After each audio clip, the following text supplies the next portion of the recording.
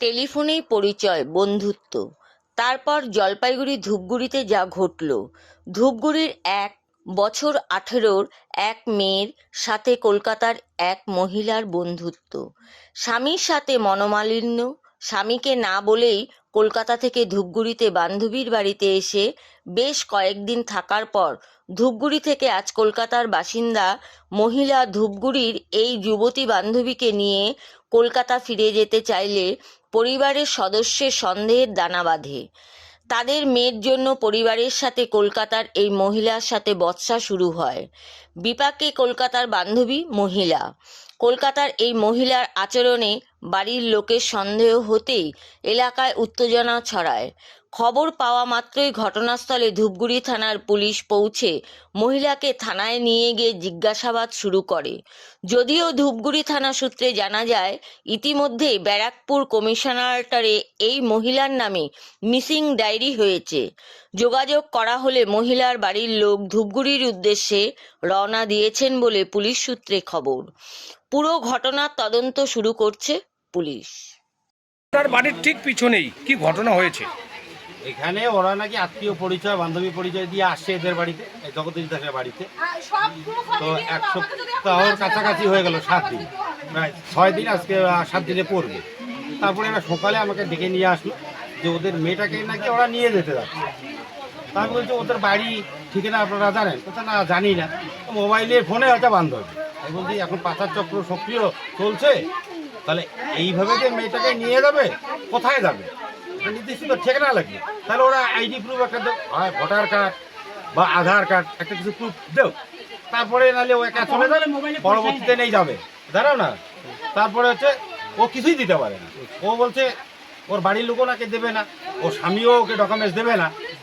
আমি তাহলে তো এইভাবে তো হবে না, তাহলে তোমার সঙ্গে আর একজন যে আসছে মেয়েটা, ওই মেয়েটাকে ফোন করো। মেয়েটার নাম্বার আমার কাছে নাই। একসঙ্গে আসছে বলছে মেয়েটার নাম্বার নাই। পরবর্তীতে আর বলছে একটা নাম্বার আছে থেকে ফোন করি। পরে ফোনে আবার কথা বললো যে মেয়েটা আসতেছে, তাহলে মেয়েটা আসুক, তারপর দুইজনের সঙ্গে কথা বলি।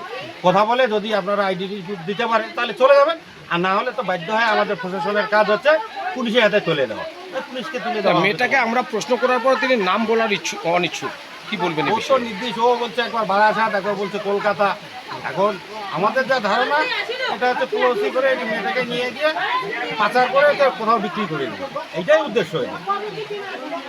এটাই হচ্ছে এদের উদ্দেশ্য। তা আপনাদের মাধ্যমে আমি খবরটা জানাচ্ছি। প্রশাসন অবশ্যই প্রশাসনের কাজ প্রশাসন করবে, প্রশাসন এসে তুলে নিয়ে যান, তারপরে বাকিটা প্রশাসন তদন্ত করবে। আপনার বাড়িতে অচেনা দুজন কতদিন থেকে রয়েছে? 5 দিন ধরে। 5 দিন ধরে কি উপলক্ষে এসেছে? এসেছিল আমার পা ভাঙছে, আমার মেয়ের বান্ধবী বলে হয়। হ্যাঁ, তো মানে কীভাবে যে ওরা ফোন করছে আমিও তো জানি না। ফোন করতে করতে করতে করতে কছে না তোর বাবা পা ভাঙছে যেহেতু আমরা যাবো দেখতে। হ্যাঁ, আমাকে বললো আমার মেয়ে, তুমি বলছো তোর বান্ধবী হয়তো খবর করতে আসবে। তা আসলো, 2 জন আসলো। আসার পরে তারপরে একজন মানে একদিন থাকলো, থাকার পরে ওর বলে মাসির বাড়ি না পিসির বাড়ি শিলিগুড়িতে আছে। তো শিলিগুড়িতে গেল, ওর শিলিগুড়িতে চলে গেল। একে বললো তুই যাবি না?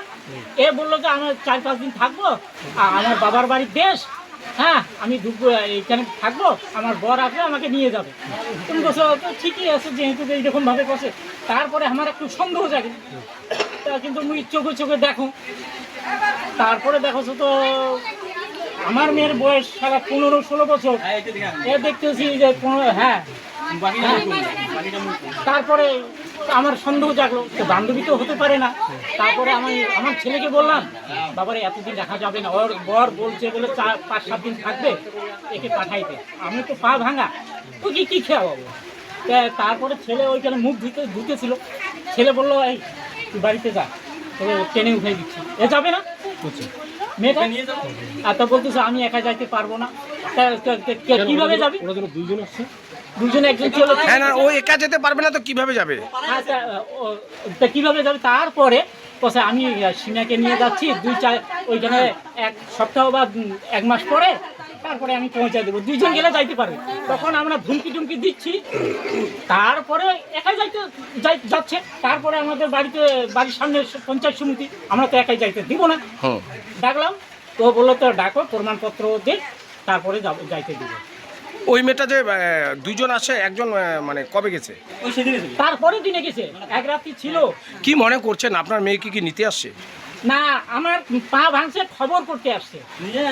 না না, এখন কি তারা 4 দিন থাকার পরে কি নেওয়ার কোনো পরিকল্পনা রয়েছে? 4 দিন থাকার পরে আমার মেয়েকে বলে ওইখানে চাকরি ফাকরি দিবে, কি ওদের সাথে কি বন্ধুতা থাকবে, ওখানে ইনকাম সোর্স আছে।